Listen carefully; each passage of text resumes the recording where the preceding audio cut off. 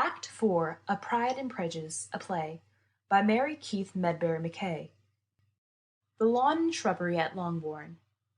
Mrs. Bennet is seated in a garden chair with pillows at her back. She has an umbrella over her head. Near her stands a table on which are bottles, dishes, etc. She wears a big cap and is gowned in a widely flowing, flowered chamber robe, over which is fastened a shawl. Across her knees is a lap robe. Her entire get-up is grotesque and laughable. About her hover the housekeeper, Hill, and Jane. Dear mamma, do try and take some of this nice gruel. You will be ill if you do not eat something. Yes, do, I beg of you, madame, now that you are once more in the air.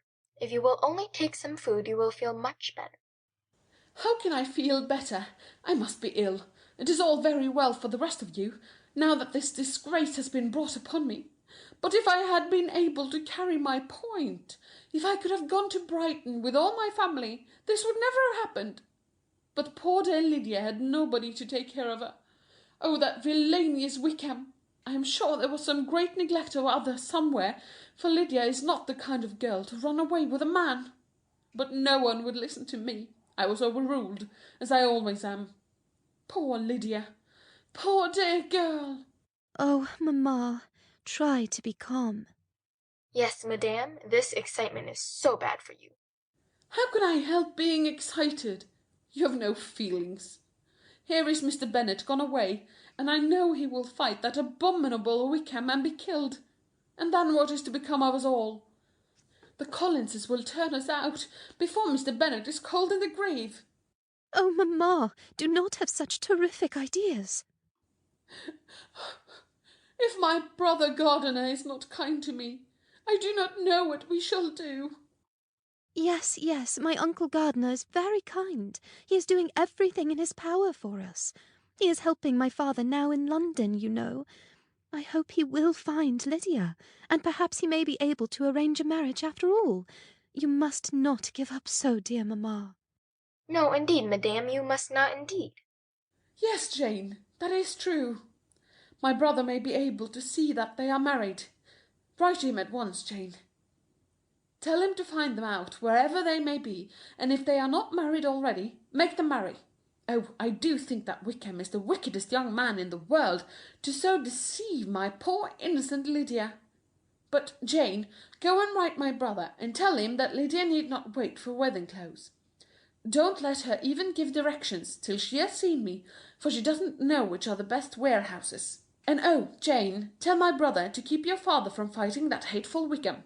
Tell him what a dreadful state I am in. Yes, mamma. She is about to go. Where are you going? Why, to write the letter, mamma. Oh, not just this minute. Don't leave me alone. Where is Lizzie? She has gone down the road to meet the post. She hopes to bring you good news. She had better stay here and be of some help. She has only just got home, and now she leaves me. But nobody thinks of me. Nobody knows what I suffer. I am frightened out of my wits. I have such tremblings and flutterings all over me, such spasms in my side, and pains in my head, and such beatings at my heart. Oh, I can get no rest by night or by day. To Hill. You might try and do something, Hill. Where is my soothing draught? Looking. Here, madame. No, I must have left it in your room. I will run fetch it. She goes out quickly. Who has been looking off towards the driveway during part of this tirade. Oh, mamma, mamma, Lizzie's running up the drive. She is smiling. She has some good news, I am sure. Take care, Jane. You are exciting me. Oh, my poor nerves. Elizabeth enters, breathless. She has a letter in her hand. Oh, good news, Jane. Mamma, they are married. Oh, Lizzie, Lizzie. You're sure, Lizzie? Don't excite me. You are sure? Half laughing, half crying. Oh, yes, 'tis certain. My dear Aunt Gardiner has written me all about it. They are really married. Oh, how good my uncle is. Mwah! She kisses the letter. Oh, Jane! Oh, Lizzie! My dear, dear Lydia! She's really married. I shall see her again. Oh, my good, kind brother! But how did it happen, Lizzie? Yes, tell us all about it. Let me read it. She reaches for the letter, keeping the letter. No, I will tell you. Well, my father and my uncle succeeded in finding Lydia. My aunt does not tell me just how it was done. Triumphantly. And your father found that they were married after all. I told him. No, mamma, they were not married, and they had no idea of being married, but my father and uncle insisted upon it. They took Lydia away at once to my aunt's house, and from there they were married only yesterday at St. Clement's Church. St. Clement's? Fine. My dear good uncle has arranged to have all Mr. Wickham's debts paid, and my father is to settle an allowance on Lydia. But where are they? What are they going to do? My father is coming home at once. He may be here at any moment. At first he would not consent to let Lydia and Wickham come to us, but my aunt and uncle urged it, and my father knew how anxious mamma would be, and so they are coming here too. At once? Yes, directly, to-day. Oh, my dear Lydia, how I long to see her, and to see my dear Wickham too. But the clothes, the wedding clothes! I must write to my sister Gardiner about them directly. She tries to get out of the chair. Oh, mamma, there is plenty of time for that. Well, perhaps so. My dear, dear Lydia, how merry we shall all be together. I am so happy. Lydia married. She is Mrs. Wickham. How well it sounds. My dear Jane, I must see about the clothes. We will settle with your father about money later. Oh, I am in such a flutter. Here comes Hill. Hill enters with the bottle. My dear Hill, have you heard the news? Miss Lydia is married and is coming home directly. Indeed. Yes, you shall all have a bowl of punch to make merry for her wedding, and I am going into the house to write about the clothes. Jane, who is going with her. No, Jane, you stay where you are. I know what I am about. Come, Hill. Think of it. Mrs. Wickham. She goes out, leaning on Hill's arm, leaving Jane and Elizabeth together. Oh, Lizzie, how relieved and happy we should be. Is it not wonderful? Are you sure it is true? Have you told us all? Yes, Jane, it is true. They are really married, and for this we are to be thankful. In spite of Lydia's folly and Wickham's wretched character, we are to rejoice. How strange it is! Hey-ho! Putting out her hand for the letter which Elizabeth still carries. May not I read the letter, Lizzie? No, not now, dear. My aunt has some queer notions in her head. Later, perhaps. After a pause. I am very sorry now that in my agitation I told Mr. Darcy about this wretched affair.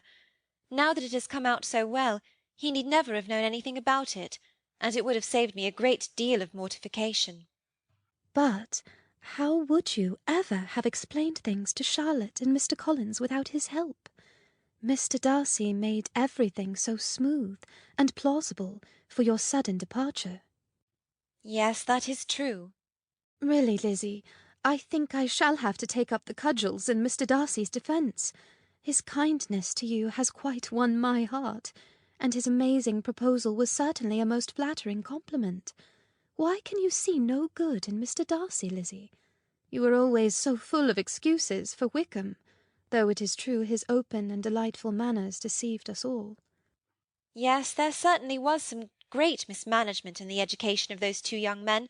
One has all the goodness, and the other all the appearance of it.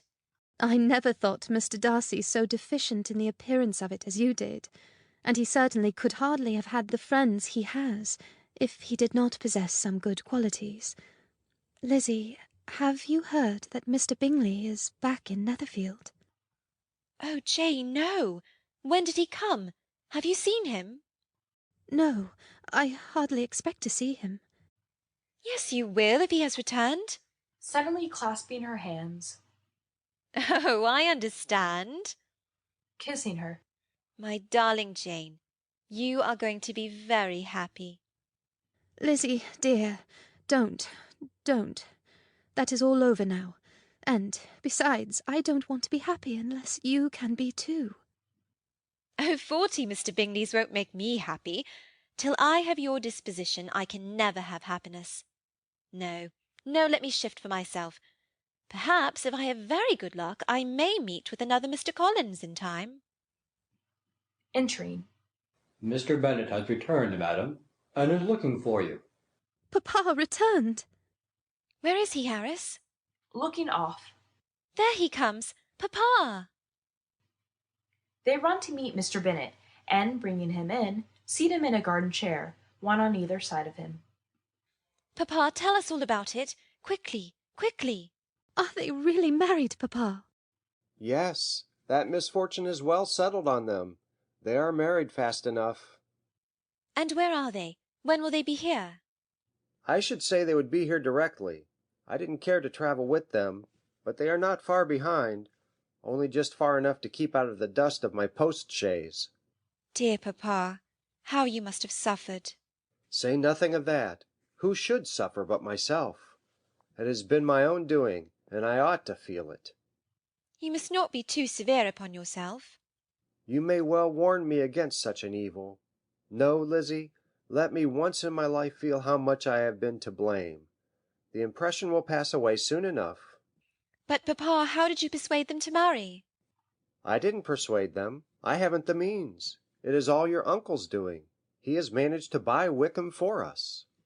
Oh, dear good uncle. Looking at Jane quizzically.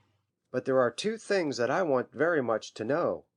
One is how much money your uncle has laid down to bring it about, and the other, how am I ever to pay him? But my uncle did not do it all. No, Papa, my Aunt Gardiner has written me that you are to give Lydia an allowance. Yes, 100 a year. Do you think that any man in his proper senses would marry Lydia on so slight a temptation as 100 a year? That is very true, though it had not occurred to me before. Oh, it must be my uncle's doings. Generous man! I'm afraid he has distressed himself. A small sum could not do all this.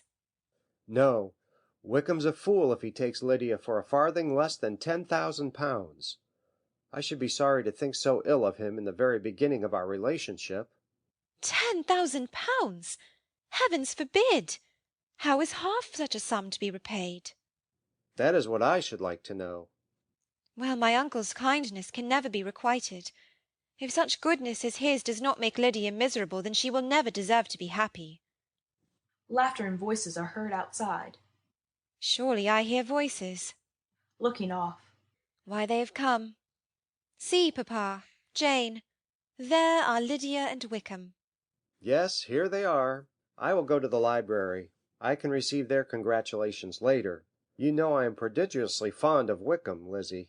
I defy even Sir William Lucas himself to produce a more valuable son-in-law. He goes out. I must run and tell Mamma. She is just starting when Wickham and Lydia enter. They are in travelling guests and are followed by servants, bringing all sorts of bandboxes, wraps, and parcels. They come in with the utmost unconcern and no shadow of shame. Well, Jane, well, Lizzie, here we are. Smiling and unabashed. My sister Jane, my sister Elizabeth. He kisses their hands. Jane and Elizabeth are confused and blushing.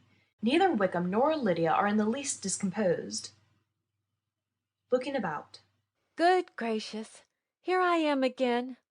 I am sure I had no idea of being married when I went away, though I thought it would be very good fun if I was. Why don't you take the boxes in, Harris?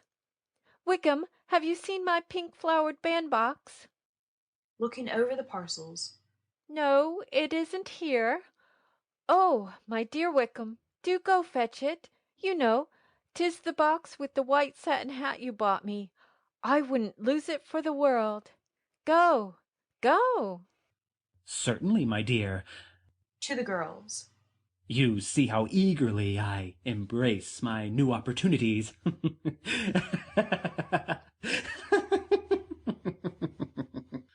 He runs out, laughing.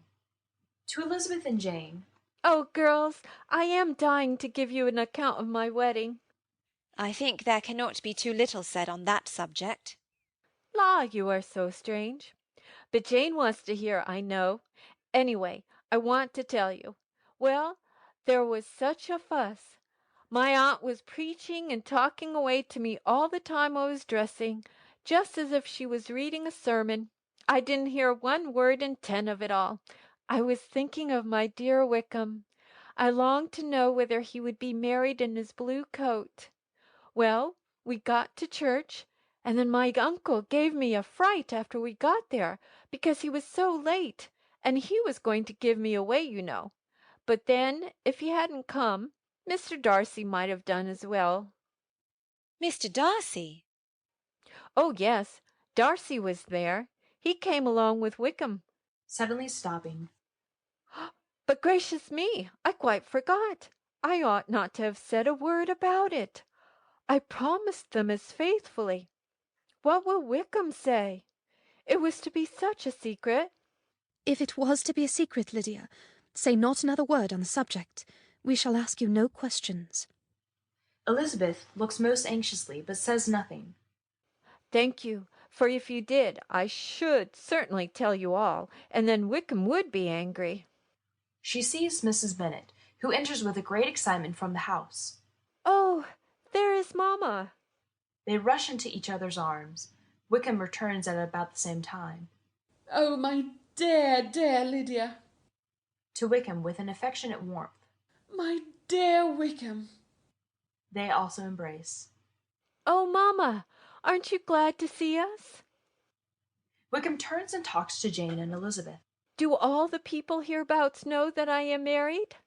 I was afraid they might not, and so I let my hand just rest on the window frame outside the carriage, so that everybody could see my wedding ring, and then I bowed and smiled like everything. You may be sure, my dear, that everybody will rejoice with us in our good luck. Your marriage is a great compensation to me after all my disappointment about Jane and Lizzie. I do not blame Jane, for she would have got Mr. Bingley if she could.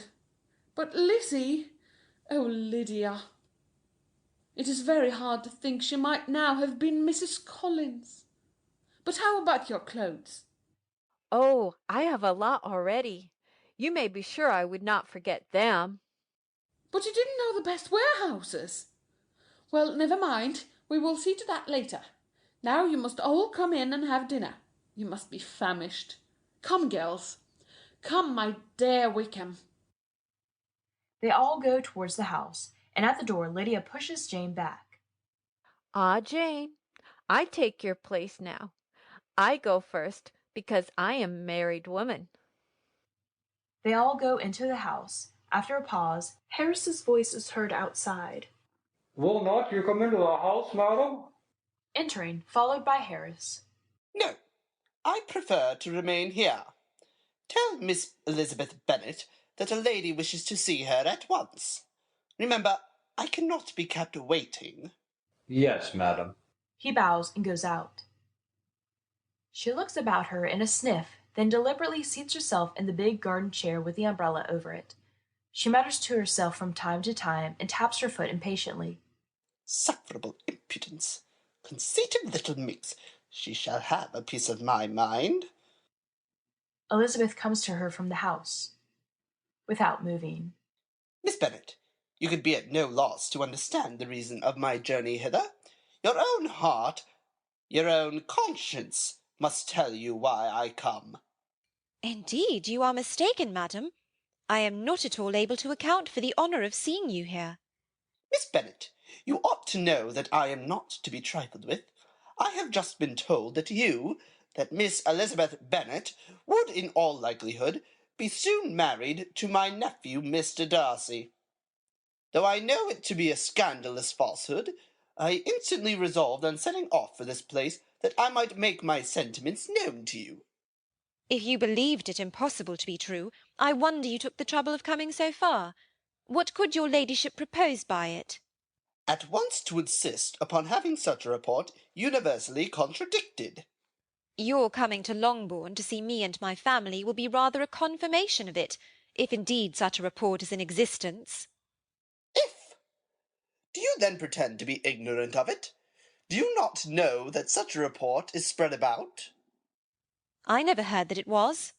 And can you likewise declare that there is no foundation for it?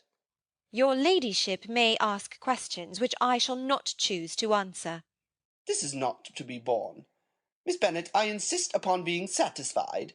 Has my nephew made you an offer of marriage? Your ladyship has declared it to be impossible. It ought to be so. But your arts and allurements may have made him forget what he owes to himself and to all his family. You may have drawn him in. If I have, I shall be the last person to confess it. Miss Bennet, do you know who I am? I have not been accustomed to such language as this. I am Mr. Darcy's own aunt, and am entitled to know all his dearest concerns. But you are not entitled to know mine.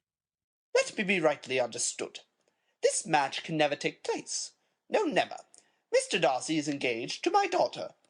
Now, what have you got to say?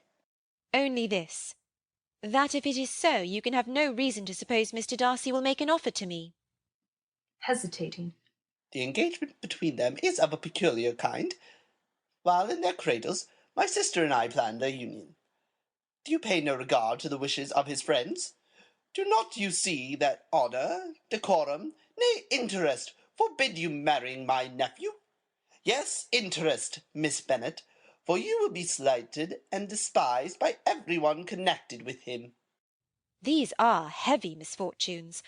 But the wife of Mr. Darcy must have such extraordinary sources of happiness that she could have no cause to repine. Obstinate, headstrong girl! Tell me once for all, are you engaged to my nephew? Hesitates, then firmly. I am not. Relieved. And will you promise me never to enter into such an engagement? I will make no promise of the kind. Miss Bennet, I am shocked and astonished. I shall not go away until you have given me the assurance I require. And I certainly shall never give it.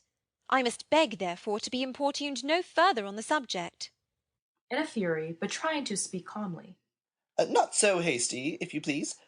I had hoped to spare you this last humiliation, but your insolence forbids it. I am no stranger to the particulars of your sister's infamous elopement. I know all. The young man's marrying her was a patched-up business at the expense of my nephew. Elizabeth starts violently.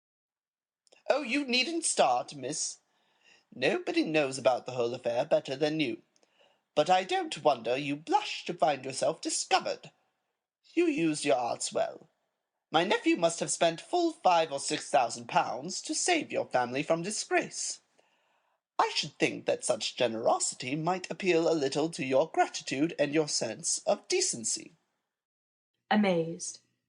Oh, madam, It is quite useless to protest. I have my facts from the best authority. Heaven knows Darcy has reason enough to keep away from Wickham's flirtations and entanglements, but that is a family affair. However, you have managed to get him mixed up in them again, to the extent of £5,000. But that is not enough. You want to make this shameless girl my nephew's sister, and the son of his father's steward his brother. Heaven and earth! Are the shades of Pemberley thus to be polluted? Madam, you have insulted me in every possible manner. I must beg to return to the house. This is beyond endurance. Selfish girl! You are then resolved to have him? Lady Catherine, I have nothing further to say. Rising from her chair. Very well. I shall now know how to act.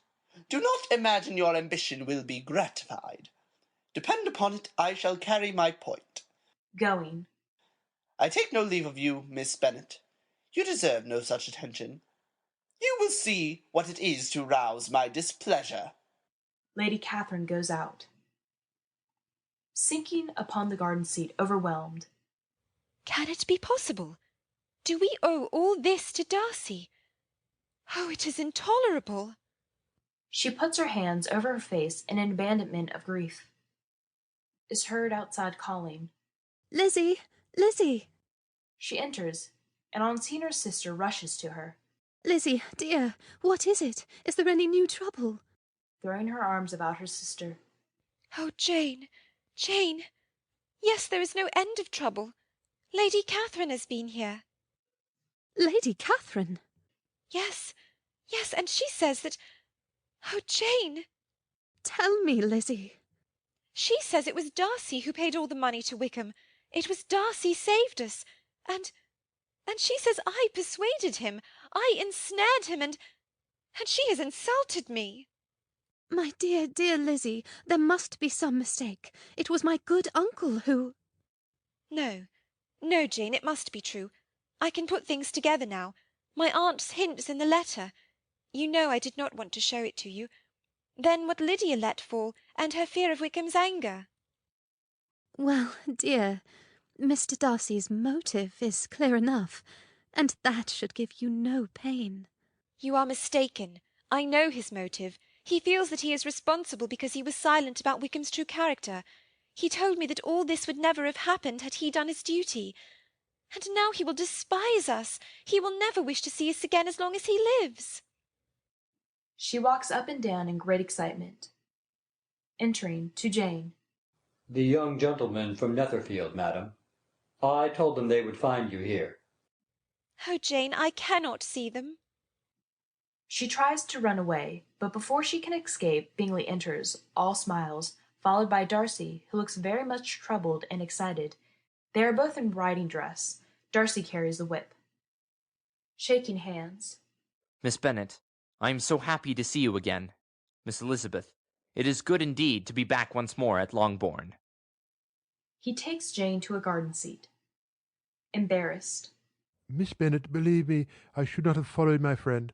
I only expected to ride with him to the lodge, but I met my aunt coming away from here, and from something she said, I feared... I imagined she might have offended... distressed you. Elizabeth does not reply. Gaily. Miss Bennet is going to show me the hermitage. We shall be back directly. Jane and Bingley go out. Looking anxiously at Elizabeth, who remains silent. Forgive my intrusion. I will go. He starts to go away. Recovering herself. No, stay, Mr. Darcy. Excuse my own incivility. Your aunt's visit has excited me. I shall be myself in a moment. Darcy stands by, miserable. At length she speaks in a calmer tone.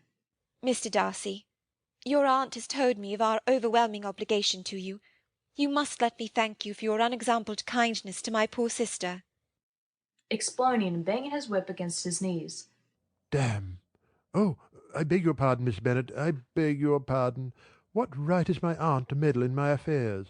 How dare she give you such distress? It is far better that we know the truth, Mr. Darcy. For my part, I can never express to you our obligation. Oh, Miss Bennet, I beg of you, the obligation was entirely my own. I only did what was my decent, plain duty. You remember, I told you, if I had spoken, this would never have happened. Yes, I remember. But you exaggerated your responsibility. Of